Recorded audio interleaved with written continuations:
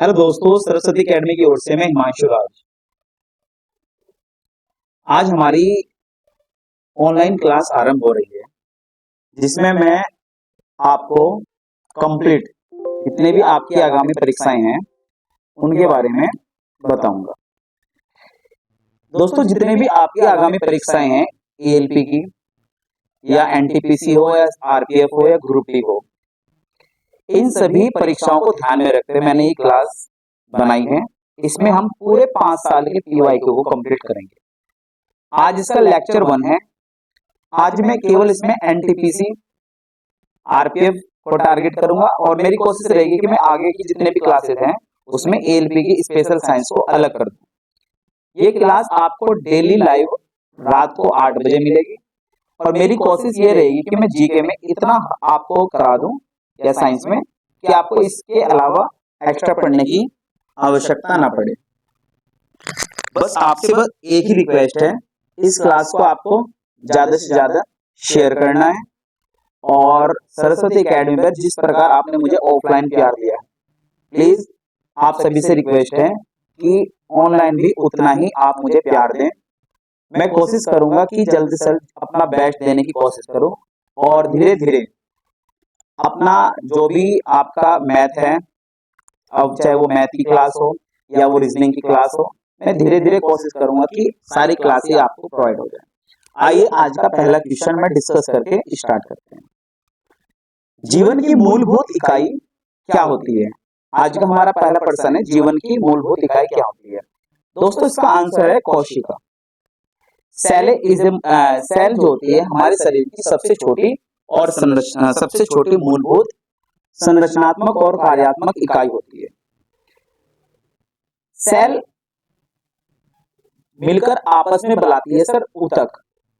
Cell आपस में मिलकर ऊतक का निर्माण करती है और ऊतक मिलकर आपस में अंग का निर्माण करते हैं, ऑर्गन्स बनाते हैं और ये ऑर्गन्स ही हमारी पूरी बॉडी का निर्माण करते हैं। इस प्रकार हमारे शरीर की जो सबसे छोटी यूनिट होती है उसको हम सेल कहते हैं।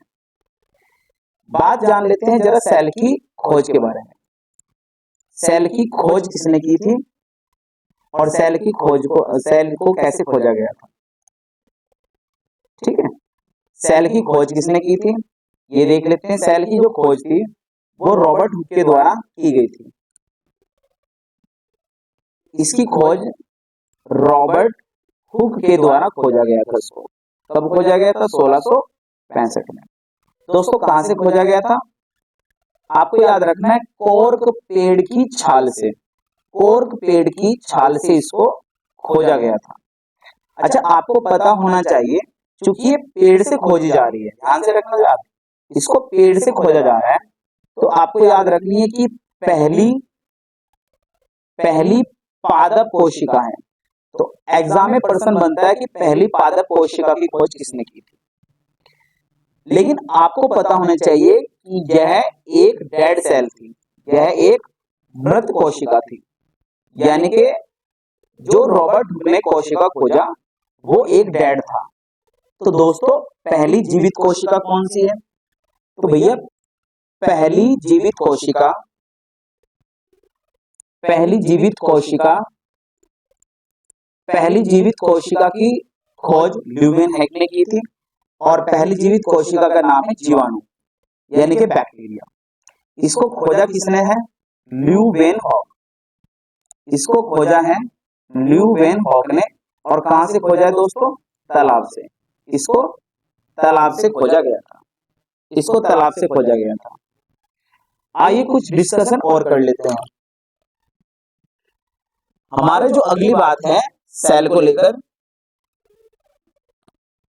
कि जैसे कि हमने अभी बात करी कि जो सेल होती है, आइए इसको जरा अच्छी तरह से समझ के चलते हैं। जो सेल होती है यानी कि कोशिका हमारे शरीर की सबसे छोटी इकाई होती है। हमारे शरीर की सबसे छोटी इकाई, smallest unit of human body. इसका जो अध्ययन होता है सर, इसका जो अध्ययन होता है वो कहलाता है साइटोलॉजी। इसका जो अध्ययन होता है वो कहलाता है साइटोलॉजी। ये जो कोशिका होती है ये जो कोशिका होती है, कोशिका आपस में मिलकर, जैसे कि मैंने बताया, ऊतक का निर्माण करती है। तो यानी कि आपको पता होना चाहिए कि ऊतक क्या होते हैं, कोशिकाओं को गुच्छा, कोशिकाओं को गुच्छा क्या होता है, ऊतक होता है। और ये ऊतक ही मिलकर आपस में किसका निर्माण करते हैं, हमारे अंग, ऑर्गन्स का निर्माण करते हैं। ये ऑर्गन्स आपस में मिलकर बनाते हैं मानव तंत्र, यानी कि पूरा मानव का शरीर, ह्यूमन बॉडी। कोशिका के बारे में कुछ नोट्स हमें और पता होने चाहिए, जैसे कि नंबर 1, सबसे बड़ी कोशिका। सबसे बड़ी कोशिका यानी कि लार्जेस्ट सेल, सबसे बड़ी कोशिका कौन सी होती है? तो आपको पता होना चाहिए शुतुरमुर्ग का अंडा। शुतुरमुर्ग का जो अंडा होता है वो सबसे बड़ी कोशिका होती है। वहीं अगर हम बात करें सबसे छोटी कोशिका की, सबसे जो छोटी कोशिका होती है माइकोप्लाज्मा। माइकोप्लाज्मा जीवाणु या बैक्टीरिया, माइकोप्लाज्मा जीवाणु या बैक्टीरिया सबसे छोटी कोशिका होती है। अगर दोस्तों हम बात करें सबसे लंबी कोशिका की, सबसे लंबी कोशिका की, तो जो सबसे लंबी कोशिका होती है उसको हम कहते हैं तंत्रिका तंत्र। सबसे लंबी कोशिका जो होती है तंत्रिका तंत्र होती है। और तंत्रिका तंत्र को किसमें मापते हैं? आप कहेंगे न्यूरॉन। न्यूरॉन जो होती है तंत्रिका तंत्र की सबसे छोटी यूनिट होती है। अगर इतनी बातें समझ में आती है तो हम अगली बात को जरा डिस्कस कर लेते हैं। अगली बात हमारी है कि मानव शरीर की, मानव शरीर की बड़ी कोशिका, मानव शरीर की सबसे बड़ी कोशिका। तो मानव शरीर की जो सबसे बड़ी कोशिका होती है क्या कहलाती है? अंडाणु। मानव शरीर की सबसे बड़ी कोशिका होती है अंडाणु यानी कि ओव्यूम। और जो सबसे छोटी कोशिका होती है मानव शरीर की, मानव शरीर की जो सबसे छोटी कोशिका होती है वो होता है शुक्राणु। मानव शरीर की सबसे छोटी कोशिका जो होती है क्या कहलाता है? शुक्राणु यानी कि स्पर्म्स। तो हमने जो बातें डिस्कस की जरा इसको एक बार हम रिकॉल कर लेते हैं कि सेल क्या है? शरीर की सबसे छोटी इकाई होती है। अध्ययन क्या कहलाता है? साइटोलॉजी। कोशिका हमारे शरीर की सबसे छोटी संरचना है। कोशिका मिलकर किसका निर्माण करते हैं? ऊतक। ऊतक अंग बनाते हैं और ये अंग आपस में मिलकर मानव का शरीर बनाते हैं। सबसे बड़ी कोशिका जो होती है शुतुरमुर्ग का अंडा है। सबसे छोटी कोशिका जो होती है वो माइकोप्लाज्मा जीवाणु होता है, माइकोप्लाज्मा जीवाणु। सबसे लंबी कोशिका तंत्रिका तंत्र होती है। और आपको याद रखना है तंत्रिका तंत्र की यूनिट क्या होती है? न्यूरॉन। मानव शरीर की सबसे बड़ी कोशिका क्या होती है? अंडाणु। और सबसे छोटी कोशिका क्या होती है? शुक्राणु। ठीक है। तो अगर मैंने कोई टॉपिक स्टार्ट किया है तो ये समझिए मैं उसको अच्छी तरह से इस हद तक उसको डेप्थ से पढ़ाऊंगा कि आपका एग्जाम चाहे आरआरबी हो या एसएससी हो या आपका कोई भी वनडे एग्जामिनेशन हो, मैं कोशिश करूंगा कि इससे बाहर कुछ ना जाए। तो प्लीज बस यही रिक्वेस्ट है, आप इस क्लास को प्यार देते रहें। और धीरे धीरे मेरी कोशिश ये रहेगी कि मैं इस क्लास के माध्यम से धीरे धीरे आपकी मैथ, रीजनिंग सभी क्लासेस को स्टार्ट कर दूंगा। आइए अपने दूसरे क्वेश्चन को जो है स्टार्ट करते हैं। दूसरा क्वेश्चन है हमारा मोशन इक्वेशन को लेकर, यानी कि गति के 3 समीकरणों का उल्लेख किस किताब में मिलता है? दोस्तों इसका आंसर है प्रिंसिपिया। इसका आंसर है प्रिंसिपिया। प्रिंसिपिया जो पुस्तक है वो हमारे न्यूटन ने लिखी थी। हाँ जी, वही न्यूटन जिसने आपको बड़ा परेशान किया है। कभी ये फिजिक्स में आ जाते हैं, कभी केमिस्ट्री में आ जाते हैं और कभी ये मैथ में आ जाते हैं।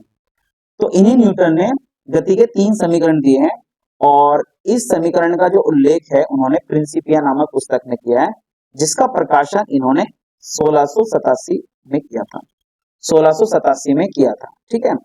इन समीकरणों के बारे में हम अच्छी तरह से समझेंगे और अच्छी तरह से जानेंगे। इन समीकरणों की संख्या कितनी है? 3। आइए जरा इन समीकरणों को अच्छी तरह से हम समझ के चलते हैं। तो जो गति के समीकरण होते हैं, गति के समीकरण जो होते हैं वो होते हैं 3। ठीक है, वो होते हैं 3। पहला जो समीकरण है जरा ध्यान से समझिएगा, v बराबर u प्लस at। मैं आपको बताऊंगा कि किस तरह से एग्जाम में क्वेश्चन पूछे जाते हैं। दूसरा समीकरण होता है दोस्तों s बराबर ut plus half at square, half at square. और जो तीसरा समीकरण होता है वो होता है हमारा v square is equal to u square plus 2as।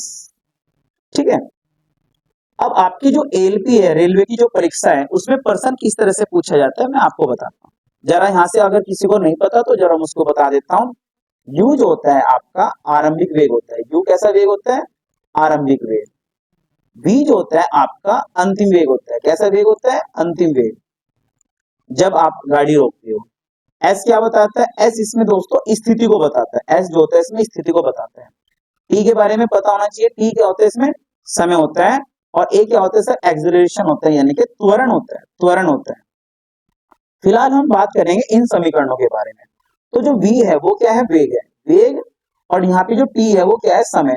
तो हमसे प्रश्न पूछते हैं कि गति का कौन सा समीकरण वेग और समय के बीच में रिलेशंस को दिखाता है। तो यहाँ हमें एक्यूरेट पता होना चाहिए कि जो गति का पहला समीकरण है वो वेग और समय के बीच में संबंध को दर्शाता है। वो वेग और समय के बीच में ग्राफ को दिखाता है। दोस्तों दूसरी समीकरण है एस बराबर UT plus half A T square. इसमें जो एस है वो हमारी स्थिति को डिनोट करता है और जो टी है वो समय को डिनोट करता है। इस प्रकार जो दूसरा समीकरण है वो किस किस के बीच में संबंध को दर्शाता है? तो आप कहेंगे स्थिति और समय। स्थिति और समय के बीच में संबंध को दर्शाता है। या एग्जामिनर आपसे पूछता है कि न्यूटन का कौन सा नियम है जो स्थिति और समय के बीच में ग्राफ को दिखाता है। तीसरा समीकरण v क्या है सर? यहाँ पे वेग है। और s क्या है? यहाँ पे स्थिति है। s क्या है? स्थिति है। स्थिति है। तो गति का जो तीसरा समीकरण होता है वो किस किस के बीच में रिलेशंस को दिखाता है? वेग और स्थिति। वेग और स्थिति। तो यहाँ से हमें बिल्कुल एकदम क्लियर हो जाना चाहिए। एकदम हमें क्लियर बातें पता होनी चाहिए कि जो गति का पहला समीकरण होता है वो वेग और समय के बीच में रिलेशंस को दिखाते हैं। गति का जो दूसरा समीकरण होता है वो स्थिति और समय के बीच में रिलेशंस को दिखाते हैं। और जो तीसरा समीकरण होता है वो वेग और स्थिति के बीच में रिलेशंस को दिखाते हैं। ये प्रश्न आपके आरआरबी में मल्टीपल टाइम बार पूछे गए। अब चाहे वो परीक्षा आपकी एलपी की हो, वो परीक्षा आपकी टैग की हो, या वो परीक्षा आपकी जो है मेरे भाई ग्रुप डी की हो। ठीक है, तो इस प्रश्न को जरा ध्यान से अच्छी तरह से समझ लीजिएगा और नोट कर लीजिएगा। ठीक है दोस्तों, अब हम अगले प्रश्न की ओर बढ़ते हैं। हमने इस प्रश्न को अच्छी तरह से रिकॉल कर लिया कि गति के तीन समीकरण का उल्लेख किसने किया है? न्यूटन ने। कौन सी पुस्तक में किया है दोस्तों? प्रिंसिपिया पुस्तक में। इसका प्रकाशन कब हुआ था? 1687 में। और कितने समीकरण है? 3 समीकरण है। इन समीकरणों की संख्या है 3। आइए अगले प्रश्न की बात करते हैं। क्वेश्चन नंबर है हमारा 3। क्वेश्चन नंबर है हमारा 3। क्वेश्चन नंबर 3 पढ़िएगा। इंडिया यानी भारत। इंडिया यानी भारत राज्यों का संघ है, यानी कि यूनियन है, का संबंध किस अनुच्छेद यानी कि आर्टिकल से? दोस्तों इसका आंसर है आर्टिकल 1। और ये प्रश्न आर्टिकल से आया है, तो जरा ध्यान से समझ के चलना है। मैं यहाँ पे लगभग सारे आर्टिकल को आपको क्लियर करते चलूंगा कि कौन से आर्टिकल में किस तरह का उल्लेख किया गया है। स्टार्ट करता हूं मैं आर्टिकल 1 से। स्टार्ट करता हूं मैं आर्टिकल 1 से। आर्टिकल 1 के बारे में तो आपको पता लग गया। इंडिया यानी भारत राज्यों का संघ है।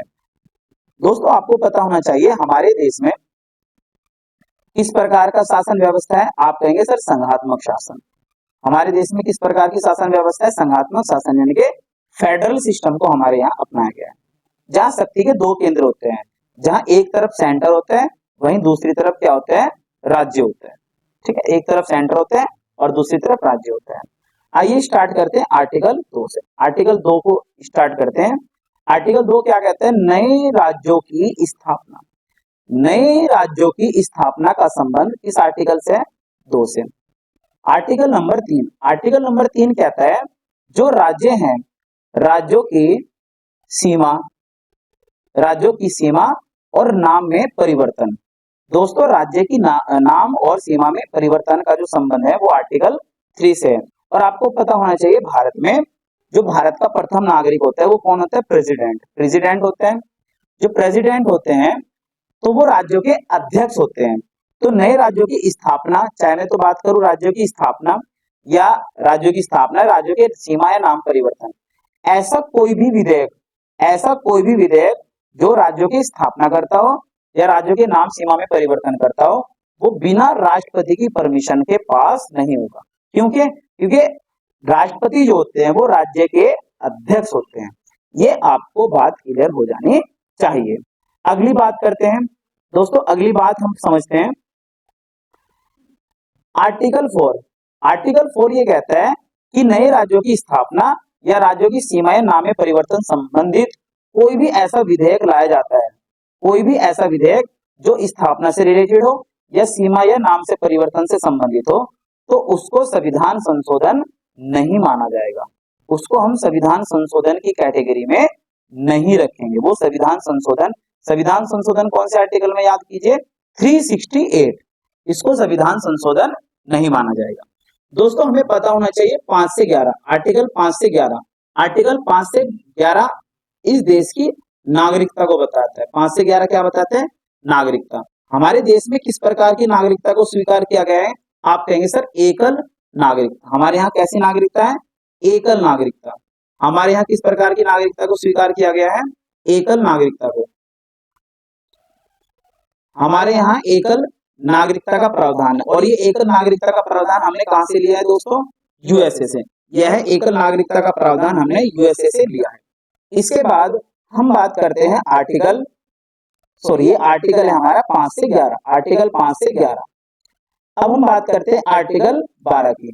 तो आर्टिकल जो 12 होता है वो राज्य की डेफिनेशन को बताता है। आप कहेंगे सर राज्य की डेफिनेशन क्या होती है? तो बात सिर्फ इतनी है, हर वह संस्था, हर वह व्यक्ति, हर वह संस्था, हर वह व्यक्ति जिसको राज्य पैसा देता है या जिसको राज्य जो राज्य के अधीन कार्य करता है, हर वह संस्था, हर वो व्यक्ति जो राज्य के अधीन कार्य करता है, वो राज्य की डेफिनेशन मानता है। तो आपको याद रखना है आर्टिकल 12 क्या है? राज्य। फिर इसके बाद आपको याद रखना है आर्टिकल 13। आर्टिकल 13 बात करता है सर विधि की। आर्टिकल 12 राज्य की और आर्टिकल 13 में याद रखना है विधि। आर्टिकल 13 में क्या होती है? विधि। आर्टिकल 13 में बात करते हैं सर विधि की। इसमें बात की जाती है विधि के अल्पीकरण की वजह से। अल्पीकरण का मतलब क्या है? जैसे कि कोई लॉ लाया गया, उस लॉ में 16 पेज हैं, उस लॉ में 16 पेज हैं, और उस 16 में से मान लीजिए 14 पेज ऐसे हैं जो संविधान के अकॉर्डिंग है और 2 पेज ऐसे हैं जो संविधान का उल्लंघन करते हैं। तो उस लॉ को उस हद तक हम समाप्त कर देंगे जब वो जो है संविधान का उल्लंघन कर देगा, लेकिन इसके 14 पेज बचे रहेंगे। इसे कहते हैं विधि का अल्पीकरण। आपको पता होना चाहिए भारत में किस प्रकार का शासन है? विधि का शासन। कैसा शासन है? विधि का शासन। लॉ ऑफ रूल हमारे यहाँ चलता है। कैसा शासन है हमारे यहाँ? Law of rule. चलो जी अगली बात को समझते हैं। आइए अगली बात को समझते हैं और आर्टिकल 14 को पढ़ते हैं। आर्टिकल 14 क्या कहता है? विधि के समक्ष समानता। आर्टिकल 14 क्या कहता है भैया? विधि के समक्ष समानता। विधि के समक्ष समानता की बात आर्टिकल 14 करता है। दोस्तों आर्टिकल 15 किसकी बात करता है? आर्टिकल 15 कहता है धर्म, मूलवंश, धर्म, मूलवंश, जाति, लिंग और जन्म स्थान। काउंट कीजिए जरा, 5 आधार बने या नहीं बने? धर्म, मूलवंश, जाति, धर्म, मूलवंश, जाति, लिंग, जन्म स्थान के आधार पर कोई भी भेदभाव नहीं किया जा सकता। के आधार पर कोई भी भेदभाव निषेध है, यानी कि हम किसी भी तरह का भेदभाव नहीं कर सकते। विधि के समक्ष समानता आर्टिकल 14 15 में क्या कहता है? धर्म, मूलवंश, जाति, लिंग, जन्म स्थान के आधार पर कोई भी भेदभाव नहीं होगा। आर्टिकल 16 क्या कहता है? आर्टिकल 16 कहता है लोक नियोजन में अवसर की समानता। लोक नियोजन में अवसर की समानता। लोक नियोजन में अवसर की समानता क्या मतलब है सर इसका? यानी कि भारत का कोई भी नागरिक इस देश की यूपीएससी परीक्षा को भी दे सकता है और एसएससी परीक्षा को भी दे सकता है, रेलवे को भी दे सकता है।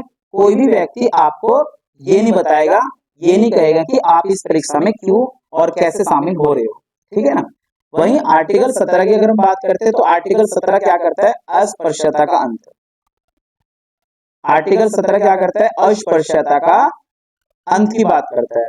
वहीं आर्टिकल 18 किसकी बात करता है? उपाधियों की। दोस्तों आपने उपाधि का अंत, इसमें क्या है सर? उपाधि का अंत। आपने अंग्रेजों के समय बातें सुनी होंगी कि केसरी हिंद की उपाधि दी गई, नाइटहुड की उपाधि दी गई। तो उस तरह की तमाम उपाधियों को समाप्त कर दिया जाएगा और एजुकेशन और सेना के अलावा किसी भी क्षेत्र में कोई उपाधि नहीं दी जाएगी। अब हम बात करते हैं आर्टिकल 19। आर्टिकल 19 कहता है स्वतंत्रता का अधिकार। दोस्तों भारतीय संविधान में कितने प्रकार की स्वतंत्रता मिली है? 6 प्रकार की। 6 प्रकार की स्वतंत्रता है, उनमें से एक स्वतंत्रता होती है वाक एवं अभिव्यक्ति की स्वतंत्रता। कौन सी स्वतंत्रता होती है? वाक एवं अभिव्यक्ति। दोस्तों वाक का मतलब होता है स्पीच यानी कि बोलना, स्पीच यानी कि बोलना, और अभिव्यक्त होता है अपने आप को प्रस्तुत करना यानी कि एक्सप्रेशन करना।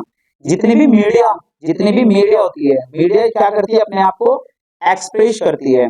जितने भी आप मूवी वगैरह देखते हो तो उसमें जो एक्टर वगैरह होते हैं वो अपने आप को एक्सप्रेशन करते हैं।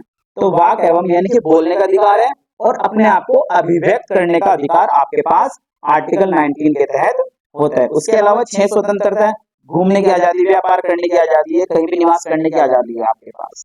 और इसी तरह जैसे मैंने आपको बताया कि एक्सप्रेशन का राइट आपके पास है, तो इसी में आ जाता है भैया प्रेस की स्वतंत्रता। तो प्रेस की जो स्वतंत्रता है वो भी इसी आर्टिकल में देखने को मिलती है। ठीक है। आर्टिकल 20 क्या कहता है? आर्टिकल 20 कहता है दो सिद्धि के संबंध में संरक्षण। दो सिद्धि के संबंध में संरक्षण की बात करता है। यानी कि अगर आपके खिलाफ किसी तरह का जो है दोष है या आपको गिरफ्तार किया गया है या आपके खिलाफ किसी तरह का एलिगेशन लगाया गया है, तो आपके संबंध में क्या क्या संरक्षण है वो इसमें बात की गई है। बात करते हैं सर आर्टिकल 21 की। आर्टिकल 21 क्या कहता है? आर्टिकल 21 कहता है प्राण एवं दैहिक स्वतंत्रता। प्राण एवं दैहिक स्वतंत्रता। प्राण एवं दैहिक स्वतंत्रता की बात करता है आर्टिकल 21। प्राण यानी कि मेरी बॉडी पर सिर्फ और सिर्फ मेरा अधिकार है, मेरी बॉडी पर सिर्फ और सिर्फ मेरा अधिकार है, अदरवाइज किसी और व्यक्ति का अधिकार नहीं है। इसे कहते हैं सर जीवन का अधिकार, इसे बोलते हैं राइट टू लाइफ यानी कि जीवन का अधिकार। तो याद रखना है आर्टिकल 21 में ही जीवन जीने का अधिकार है यानी कि राइट टू लाइफ, इसे बोलते हैं राइट टू लाइफ। इसी में आता है आपका निजता का अधिकार। इसी में आता है आपका निजता का अधिकार। जो निजता का अधिकार होता है राइट टू प्राइवेसी, जो राइट टू प्राइवेसी होती है वो भी इसी आर्टिकल के अंदर आती है। तो आर्टिकल 21 जो होता है आर्टिकल 19 का ही एक मेजर पार्ट है। आर्टिकल 19 का एक मेजर पार्ट है। इसके अलावा आर्टिकल जो 22 होता है, आर्टिकल 22 क्या आता है? गिरफ्तारी के संबंध में संरक्षण। गिरफ्तारी के संबंध में संरक्षण, गिरफ्तारी के संबंध में संरक्षण देने की बात आर्टिकल 22 करता है। वहीं आर्टिकल जो 23 होता है वो क्या कहता है? बलात् श्रम निषेध है, ये बात करता है बलात् श्रम की। और आर्टिकल 24 किसकी बात करता है? बाल श्रम की, ये बाल श्रम की बात करता है और ये कहता है कि बलात् श्रम और बाल श्रम पूरी तरह से निषेध है। दोस्तों बलात् श्रम का मतलब क्या होता है जरा उसको समझिए। बलात् श्रम का मतलब होता है कि मानव प्राकृतिक जीवन अधिकार है, उसको घूमने के, उसको जो है फिरने के और उसको जो है जीवन जीने का उसका प्राकृतिक अधिकार है। उसको उसका आप क्रय विक्रय नहीं करोगे, उसका आप क्रय विक्रय नहीं कर सकते, उसको आप मशीन नहीं समझ सकते। आपको दिन रात किसी भी व्यक्ति से काम कराने का अधिकार नहीं है। जिस तरह से फैक्ट्री में आपने देखा होगा कहीं 12 घंटे की शिफ्ट हो जाती है, कहीं 18 घंटे की, तो व्यक्ति को मशीन न समझ सकते, मशीन न समझते हुए व्यक्ति समझा जाएगा, मानव समझा जाएगा, क्योंकि मानव प्राकृतिक है, उसको जीवन जीने का अधिकार है। तो मानव का प्रयोग जो होगा मशीन की भांति ना होकर मानव की तरह होगा। बाल श्रम का मतलब यह है कि 14 वर्ष से जितने भी कम उम्र के बच्चे हैं उनको जो है कारखाने में काम करने का अधिकार नहीं है।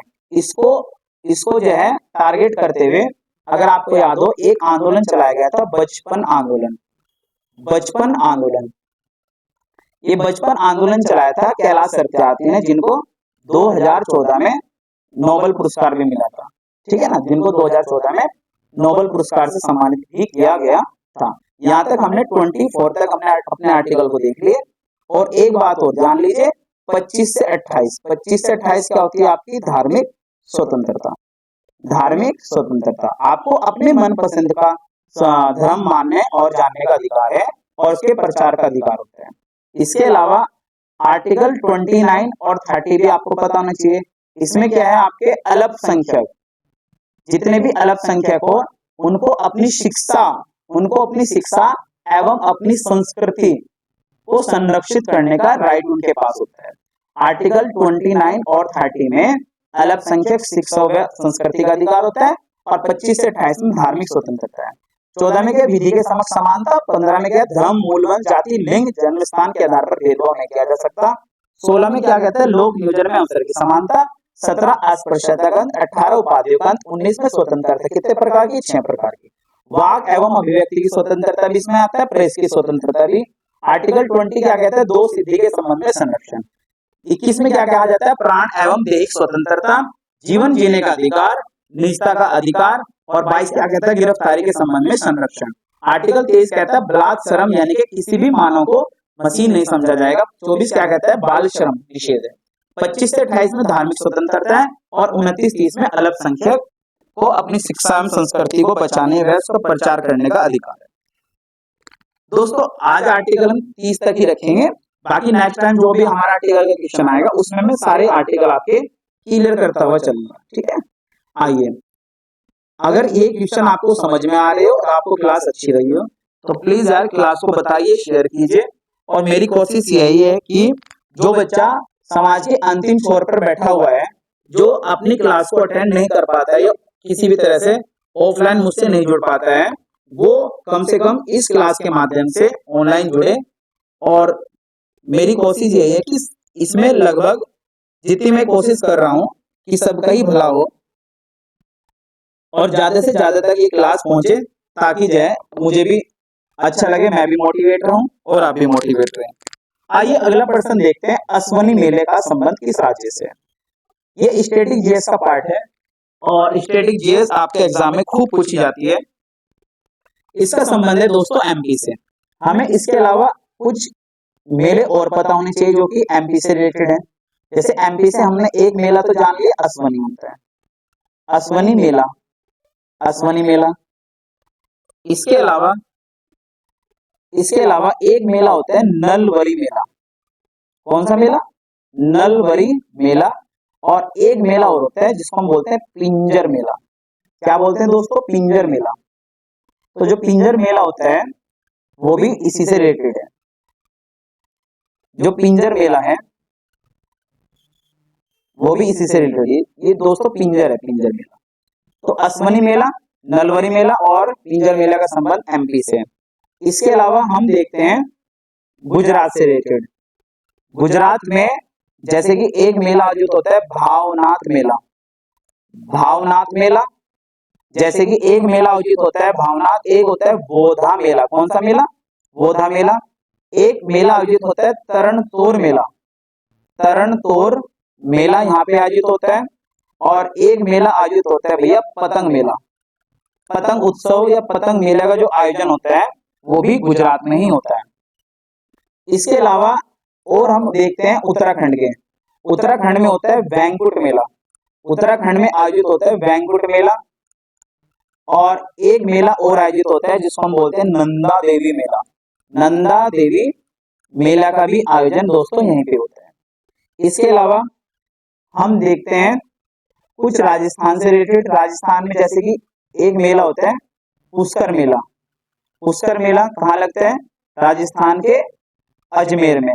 और इसमें पता होना चाहिए मूंछों की प्रतियोगिता, यही मूंछों की प्रतियोगिता आयोजित होती है, मूंछों की प्रतियोगिता। और भारत में ब्रह्मा का जो एकमात्र मंदिर है, ब्रह्मा जो मंदिर है भारत का एकमात्र, वो भी पुष्कर में स्थित है, इसके अजमेर के। एक मेला और आयोजित होता है यहाँ पे, जिसको हम बोलते हैं केला देवी मेला। जो केला देवी मेला होता है वो भी हमारे राजस्थान में ही आयोजित होता है। इसके अलावा पश्चिम बंगाल में, पश्चिम बंगाल के आपको याद रखना है गंगा सागर मेला। गंगा सागर मेला का जो आयोजन होता है वो पश्चिम बंगाल में। एक मेला और होता है यहाँ पे चरक मेला, चरक मेला भी यहीं पे आयोजित होता है। इसके अलावा अंबुबाची मेला आपको पता होना चाहिए। अंबुबाची मेला जो होता है असम में आयोजित होता है, असम में आयोजित होता है अंबुबाची मेला। और ये कामाख्या मंदिर को समर्पित है। अंबुबाची मेला के बाद एक मेला जो कि खूब एग्जामों में पूछा जाता है वह सूरज कुंड मेला। सूरज कुंड मेला ये आयोजित होता है हरियाणा के फरीदाबाद में।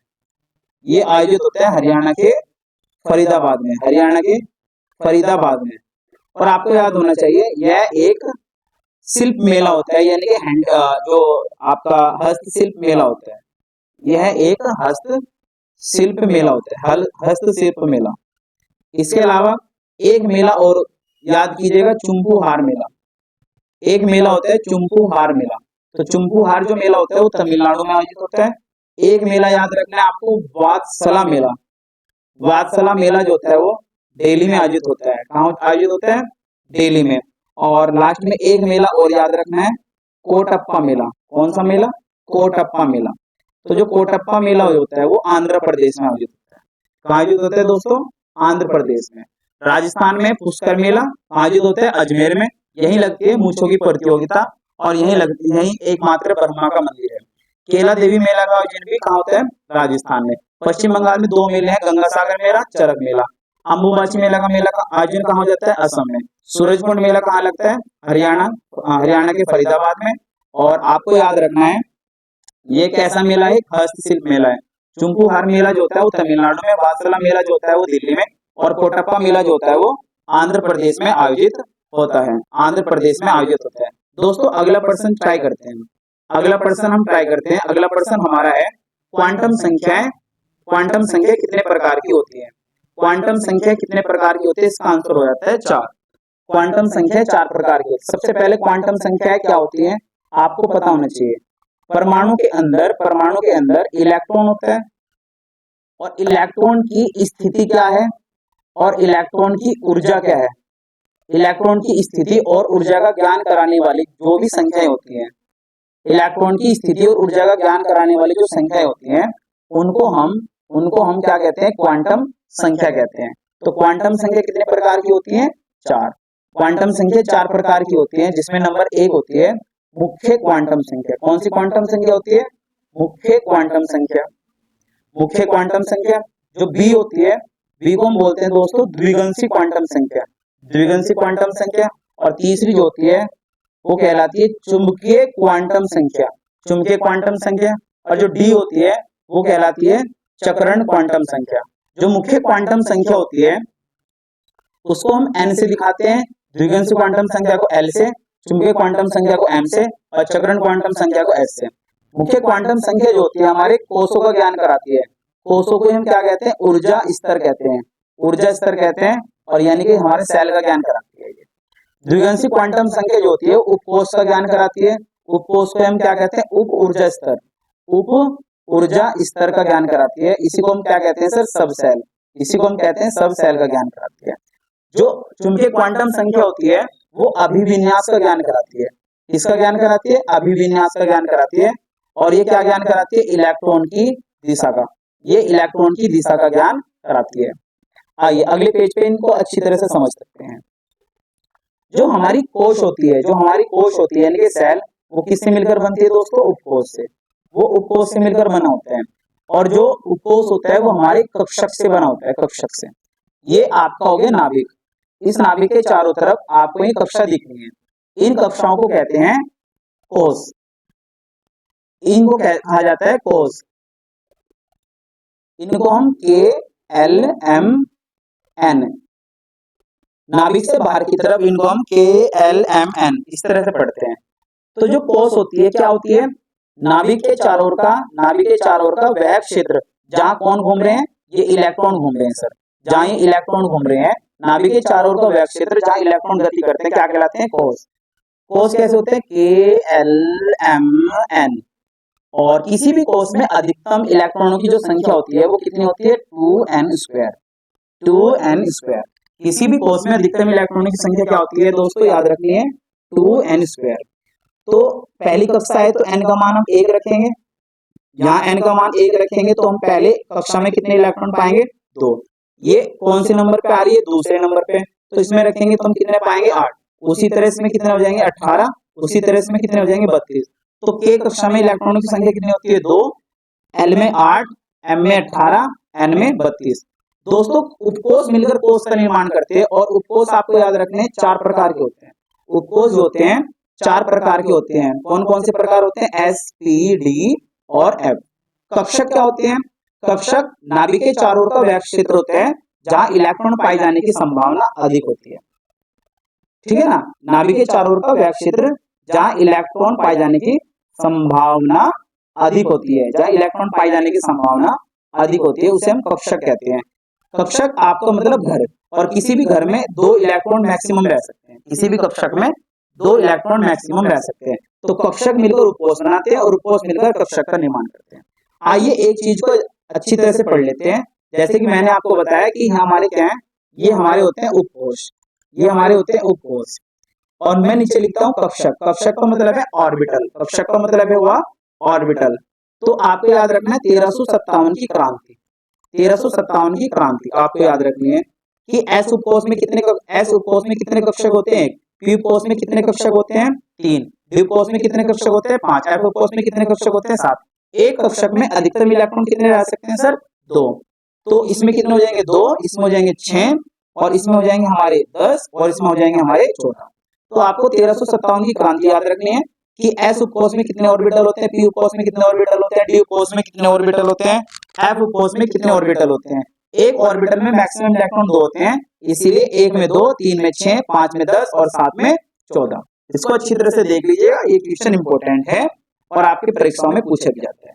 आइए अगले प्रश्न की बात करते हैं कि किस पंचवर्षीय योजना को भारत की सबसे असफल योजना माना जाता है। दोस्तों इसका आंसर है तीसरी पंचवर्षीय योजना को भारत की सबसे असफल योजना माना जाता है। सबसे पहले हमें जानना होगा एक्चुअली कि पंचवर्षीय योजना यानी कि 5 ईयर प्लान एक्चुअली है क्या। 5 ईयर प्लान जो लिया गया है उस इसका जो सोर्स है वो है यूएसएसआर यानी कि सोवियत संघ। इसको ग्रहण किया गया है सोवियत संघ से, क्योंकि सोवियत जो संघ है वो साम्यवादी विचारधारा से प्रेरित था। उन्होंने वहां पे 5 ईयर प्लान अप्लाई किया था। तो हमारा जो गहरा संबंध है वो यूएसएसआर से बहुत पुराना है, क्योंकि नेहरू जी ने गुट निरपेक्ष आंदोलन अपनाया था। खैर उसकी बात मैं फिर कभी करूंगा। तो बात करते हैं जो 5 ईयर प्लान है हमारा, इसका जो निर्माण है, इसका जो निर्माण का हमने दायित्व दिया था, इसका जो निर्माण का दायित्व दिया था वो हमने दिया था योजना आयोग को। योजना आयोग यानी कि पंचवर्षीय योजना का निर्माण कौन करता था, योजना आयोग। योजना आयोग की स्थापना हुई थी 1950 में, और इसका जो अध्यक्ष हुआ करता था वो पीएम हुआ करते थे। पहले पीएम कौन थे, पीटी नेहरू। तो योजना आयोग के पहले अध्यक्ष का नाम क्या है, पीटी नेहरू। आपको याद रखना है इनके उपाध्यक्ष, इसके उपाध्यक्ष जो थे वो थे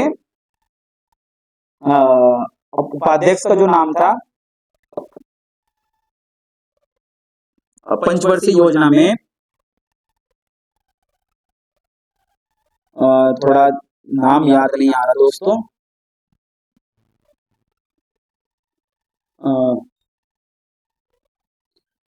खैर इतना अगला पॉइंट देख लेते हैं। पंचवर्षीय योजना के अलावा हम अपने अगले पॉइंट को क्लियर कर लेते हैं।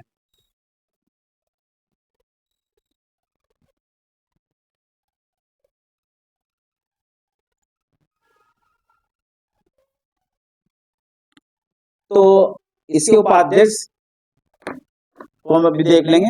खैर योजना आयोग का निर्माण जो कार्य था वो पंचवर्षीय योजना का निर्माण करना था। इसका अध्यक्ष कौन हुआ करता था, प्रधानमंत्री। तो पहले प्रधानमंत्री कौन थे, पीटी नेहरू।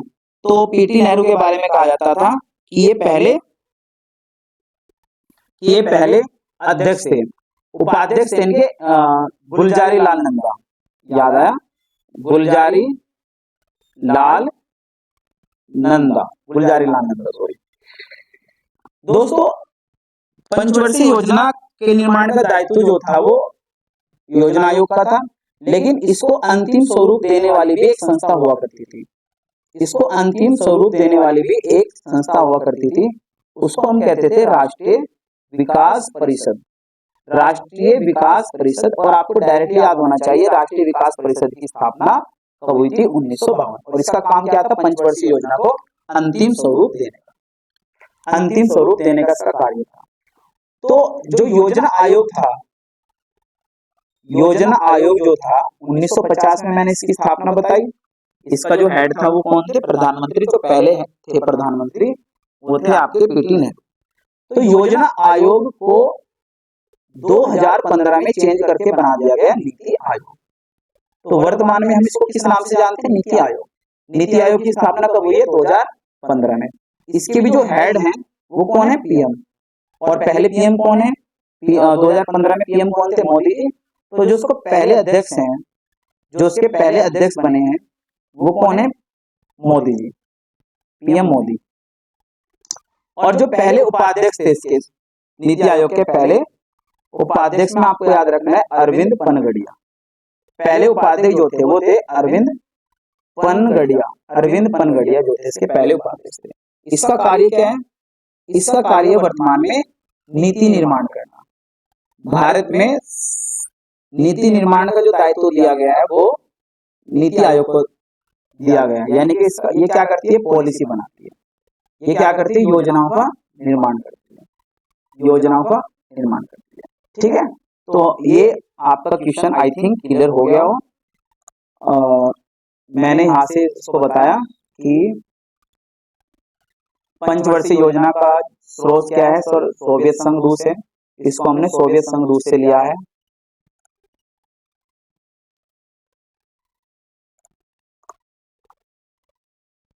और इसका निर्माण कब हुआ था? 1950 में। अध्यक्ष कौन थे? PM PT Nehru. उपाध्यक्ष जो थे इसके पहले वो थे गुलजारी लाल नंदा। अंतिम स्वरूप देने का कार्य राष्ट्रीय विकास परिषद का हुआ करता था। और राष्ट्रीय योजना आयोग को 2015 में नीति आयोग बना दिया गया। 2015 में हेड इसके कौन थे? पीएम। पहले अध्यक्ष जो थे इनके नीति आयोग के पीएम मोदी। उपाध्यक्ष अरविंद पनगड़िया। और कार्य क्या है सर? नीति निर्माण। आइए अगले प्रश्न की तरफ चलते हैं। अगला प्रश्न है दोस्तों हमारा, मोहनजोदड़ो की नर्तकी लड़की की मूर्ति का संबंध किस धातु से है? तो इसका आंसर है तांबा। इसका आंसर है तांबा। तो आइए बात कर लेते हैं सिंधु घाटी सभ्यता की। पहले सिंधु घाटी सभ्यता की हम थोड़ी सी बात करते हैं। और सिंधु घाटी सभ्यता की सबसे पहले दोस्तों इसकी खोज, सिंधु घाटी सभ्यता की जो खोज है वो किसने की है? दयाराम साहनी।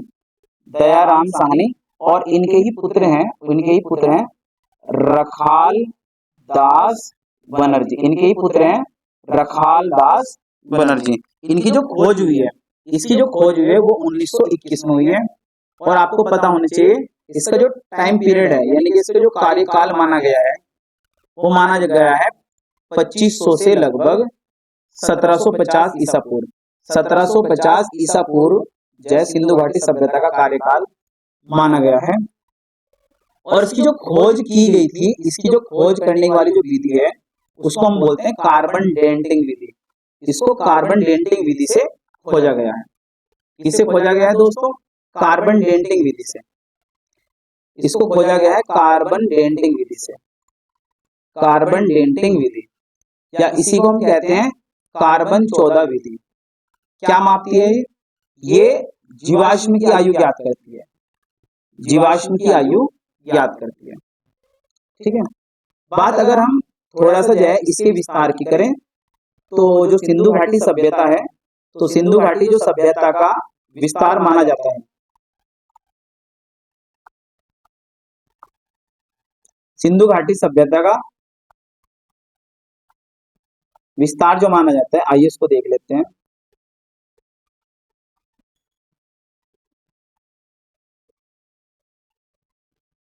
देखो, सिंधु घाटी सभ्यता जो होती है वो नॉर्थ में मांदा पड़ता है, जम्मू कश्मीर मांदा। और अगर हम पूरा में चलते हैं आलमगीर ये कहाँ पड़ता है दोस्तों? मेरठ में। और अगर हम दक्षिण में आते हैं तो देमाबाद कहाँ पड़ता है? महाराष्ट्र में। और अगर हम इधर आते हैं पश्चिम की साइड तो यहाँ पे एक स्थान है सुत का गेंडोर। ये कहाँ पड़ता है? पाकिस्तान में। तो ये सिंधु घाटी सभ्यता का विस्तार है। मांदा जम्मू कश्मीर, आलमगीर मेरठ, देमाबाद महाराष्ट्र, और पाकिस्तान में है सुत का गेंडोर तक ये जो सभ्यता थी आपकी फैली हुई थी। अगर हम इसके कुछ प्रमुख स्थानों की बात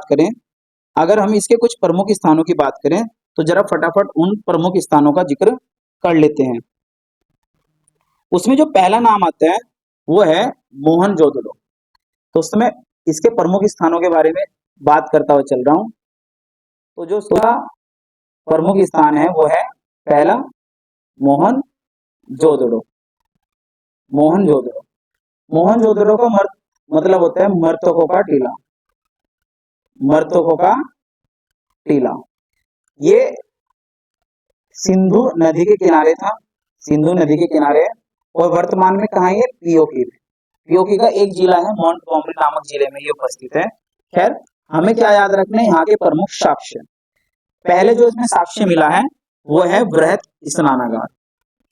बृहत स्नानागार, स्नानागार के यहाँ से साक्ष्य मिलते हैं। दूसरा हमें दोस्तों याद रखना है कांस्य की नृत्य की, कांस्य की नृत्य की जो मूर्ति है वो हमें यहाँ से प्राप्त हुई है। वहीं एक तीसरा पॉइंट हमें याद रखना है मार्त देवी की मूर्ति।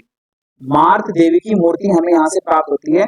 और एक याद रखना है दाढ़ी वाले पुजारी, दाढ़ी वाले पुजारी की मूर्ति हमें याद रखनी है। दाढ़ी वाले पुजारी की मूर्ति, बृहत स्नानागार, कांस्य की नृत्य की, मार्त देवी की मूर्ति और दाढ़ी वाले पुजारी की मूर्ति यहाँ से मिलती है। अच्छा, एक बात और याद रखिए, यहीं से मिली थी हमें पशुपतिनाथ की मूर्ति। पशुपतिनाथ की मूर्ति भी हमें यहीं से मिली थी। एक जिक्र और कर लेते हैं हड़प्पा। हड़प्पा जो था वो रावी नदी के तट पर के किनारे उपस्थित था। और यहाँ से जो आपको साक्ष्य मिले हैं, जो पहला साक्ष्य मिलता है वो है बृहत अन्नागार। बृहत अन्नागार, जहाँ पे अन्न को जल स्टोर करके रखा जाता था। दूसरा कि गर्भवती महिला है, गर्भवती महिला के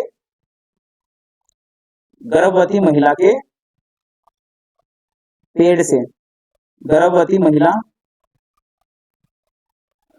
महिला के पेट से जो है पौधे का साक्ष्य, पौधा निकलता हुआ दिखाई दिया जाए। दूसरा स्वास्तिक चिन्ह, स्वास्तिक चिन्ह का साक्ष्य हमें यहाँ से प्राप्त हो गया। एक दो और जिक्र कर लीजिएगा, जैसे लोथल है एक स्थान। लोथल कहाँ पड़ता है? गुजरात में। यहाँ से किसके साक्ष्य मिलते हैं? बंदरगाह के। एक और याद रखिएगा बनावली, बनावली पड़ता है हरियाणा में। यहाँ पे किसके साक्ष्य मिले थे? हल के साक्ष्य, हल के साक्ष्य। और एक याद रखिएगा कालीबंगा, कालीबंगा, कालीबंगा कहाँ पड़ता है दोस्तों? राजस्थान में। और यहाँ किसके साक्ष्य मिले थे? यहाँ पे साक्ष्य मिले थे चूड़ियों के, चूड़ियों के यहाँ पे साक्ष्य मिले थे। तो ये इस प्रकार पूरा प्रश्न हमारा समाप्त हो जाता है। अगला प्रश्न देखते हैं दोस्तों। अगला प्रश्न है हमारा निर्वात में प्रकाश की चाल कितनी होती है? निर्वात में प्रकाश की चाल कितनी होती है? इसका सब आंसर जानते हैं, 3 × 10⁸ निर्वात में प्रकाश की चाल होती है। लेकिन उससे पहले हम कुछ फैक्ट्स क्लियर कर लेते हैं, जैसे कि प्रकाश वर्ष क्या होता है। जैसे कि प्रकाश वर्ष क्या होता है? प्रकाश वर्ष क्या होता है दोस्तों? निर्वात में प्रकाश द्वारा एक वर्ष में चली दूरी, निर्वात में प्रकाश द्वारा एक वर्ष में जो चली दूरी होती है वो लाइट ईयर कहलाती है। आपको याद रखना है कि एक प्रकाश वर्ष बराबर कितना होता है? एक प्रकाश वर्ष बराबर होता है 9.46 × 10⁻12 किलोमीटर। और अगर इसको मीटर में चेंज करना हो तो 9.46 × 10⁻15 मीटर होता है। प्रकाश वर्ष आपको पता होना चाहिए दोस्तों कि जो प्रकाश वर्ष होता है वो किसका मात्रक है? प्रकाश वर्ष जो होता है वो किसका मात्रक होता है? दूरी का। प्रकाश वर्ष जो होता है वो दूरी का मात्रक होता है। प्रकाश वर्ष जो होता है वो दूरी का मात्रक होता है। और यहीं से पता होना चाहिए दूरी का सबसे बड़ा मात्रक, दूरी का सबसे बड़ा मात्रक जो होता है, दूरी का सबसे बड़ा मात्रक जो होता है उसको हम कहते हैं पारसेक।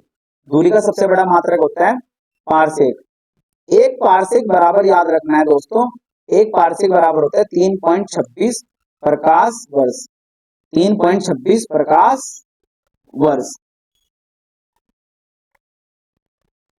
ठीक है।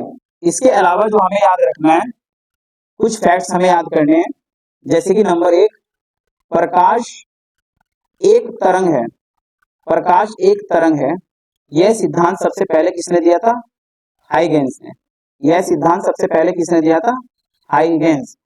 इस बात को हाइगेंस कहते हैं। प्रकाश एक वेव है, प्रकाश एक वेव है, इस बात को सबसे पहले किसने कहा था? हाइगेंस ने। ठीक है ना।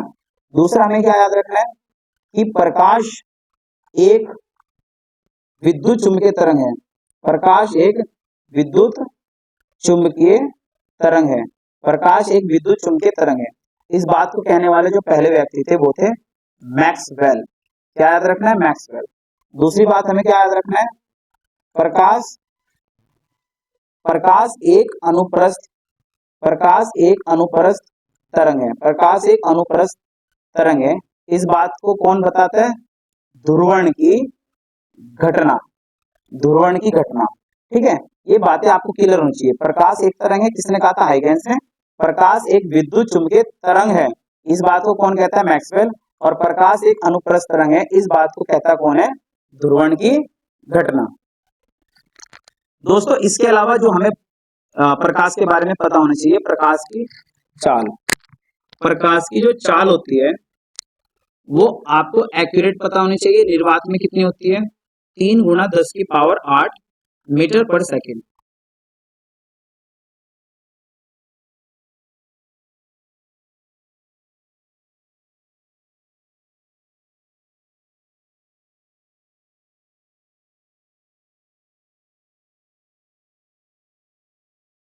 और कांच में कितनी होती है?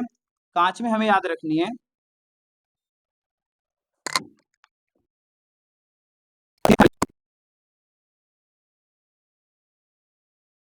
कांच में हमें याद रखने हैं दोस्तों, माफी चाहेंगे, जरा माइक में थोड़ी प्रॉब्लम आ चुकी थी। कांच में जो प्रकाश की चाल होती है वो होती है 2 × 10⁸ मीटर पर सेकेंड। ये आपको क्लियर होना चाहिए। निर्वात में 3 × 10⁸, और भैया जल में 2.25 × 10⁸, और कांच में होती है 2 × 10⁸। आइए आज का लास्ट पर्सन हम डिस्कस कर लेते हैं। कांग्रेस के मध्य समझौता किस अधिवेशन के दौरान हुआ था? दोस्तों इसमें आपको 3 अधिवेशन पढ़ने हैं। इसका आंसर वैसे 1916 है। समझौते की बात करते हैं। इसमें एक तो याद रखना है 1906 का, एक याद रखना है 1906 का कलकत्ता अधिवेशन। कलकत्ता अधिवेशन याद रखना है 1906 का। और इसी में ही आपको एक याद रखना है 1907 का सूरत अधिवेशन। 1907 का सूरत अधिवेशन याद रखना है, 1907 का सूरत अधिवेशन। और एक याद रखना है दोस्तों 1916 का लखनऊ अधिवेशन। तो ये 3 अधिवेशन आपको याद रखने हैं। क्या कहा? 1906 का कलकत्ता अधिवेशन, 1907 का सूरत अधिवेशन, 1916 का लखनऊ अधिवेशन। आइए 1906 का जो कलकत्ता अधिवेशन है, आपको इसको हेड पता होने चाहिए। इसके जो हेड थे वो थे दादाबाई नौरोजी। दादाबाई नौरोजी। दादाबाई नौरोजी को कहा जाता है the grand old man, the grand old man of India. आपको याद रखना कि ये 3 बार इन्होंने कांग्रेस की अध्यक्षता की है। कब कब की है? 1886 में, एक की है 1893 में, और एक की है 1906 में। 3 बार ये कांग्रेस के जो है अध्यक्ष रहे। और 1906 में पहली बार इनके द्वारा ही स्वराज शब्द का प्रयोग किया गया था। और इसमें क्या हुआ है कि कांग्रेस के बीच में नरम दल और गरम दल को लेकर जो है विभाजन स्टार्ट हुआ। यानी कि हम कह सकते हैं विवाद उत्पन्न हुआ। विवाद उत्पन्न जो होना स्टार्ट हुआ था वो 1906 के कलकत्ता अधिवेशन में हुआ। और 1906 में कांग्रेस का पूरी तरह से क्या हुआ? विभाजन। कांग्रेस का पूरी तरह से विभाजन जो था वो हो चुका था। कांग्रेस 2 गुटों में डिवाइड हो जाएगी, गरम और नरम दल में। गरम और नरम दल में। गरम दल को जो हेड करेंगे वो है लाल, बाल और पाल। लाला लाजपत राय, बिपिन चंद्र पाल और बाल गंगाधर तिलक। बिपिन चंद्र पाल और बाल गंगाधर। नरम दल में कौन को? फिरोज शाह मेहता आएंगे, दादाभाई नौरोजी जैसे व्यक्ति आएंगे। नरम दल वालों का मानना था कि हम अपनी जो है विचार विमर्श या मीटिंग वगैरह रखे भारत को आजादी दिलाएंगे और कांग्रेस से समझौता करेंगे। जबकि गरम दल वालों की जो विचारधारा थी कि बिना क्रांति के कोई भी जो है स्वतंत्रता नहीं मिलेगी, इसीलिए हमें स्वराज स्थापित अगर करना है तो हमें क्रांति करनी पड़ेगी। 1916 की जो अध्यक्षता की थी वो अंबिका मजूमदार ने की थी। अंबिका मजूमदार ने की थी। और इसी में ही दोनों के मध्य क्या हुआ था? समझौता, कांग्रेस के बीच में जो समझौता हुआ था वो इसी में ही हुआ था। ठीक है, तो 1906 में विवाद उत्पन्न हुआ, 7 में विभाजन पूरी तरह से हुआ और 16 में हमें याद रखना है समझौता।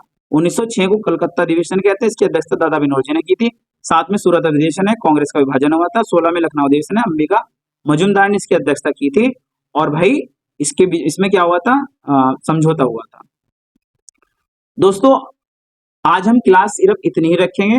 आई होप कि ये क्लास आपको जो है पसंद आई हो, और अगर पसंद आई हो तो बस मैं आपसे यही रिक्वेस्ट करूंगा कि इस क्लास को जितना हो सकता है उतना शेयर करना है, और भाई सपोर्ट करना है, क्लास को खूब सपोर्ट करके चलना है।